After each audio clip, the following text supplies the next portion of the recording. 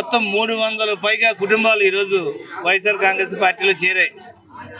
అయితే ఇలాంటి జాయినింగ్ అనేది ఈ మధ్యకాలంలో ఎప్పుడూ జరగలే.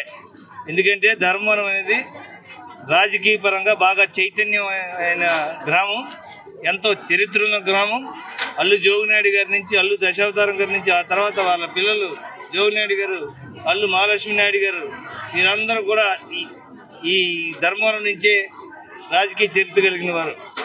ఈ గ్రామంలో మొత్తం ఊరంతా కలిసి జగన్మోహన్ రెడ్డి గారితో ప్రయాణం చేస్తామని ఈరోజు మా సర్పంచ్ గారు సన్యాసయ్య గారు చెప్పడం, అన్నిటికీ మించి ఈరోజు జగనన్న పరిపాలనలో ప్రతి మేజర్ పంచాయతీ ఈరోజు ఎస్సీ కానీ ఎస్టీ కానీ రిజర్వేషన్ అయింది.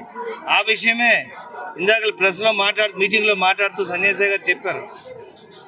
ఈరోజు అంబేద్కర్ గారి రాజ్యాంగ స్ఫూర్తి 100% అమలుపరుస్తున్న ముఖ్యమంత్రి ఈ భారతదేశ చరిత్రలో ఈ 75 ఏళ్ళలో ఒక జగన్మోహన్ రెడ్డి గారని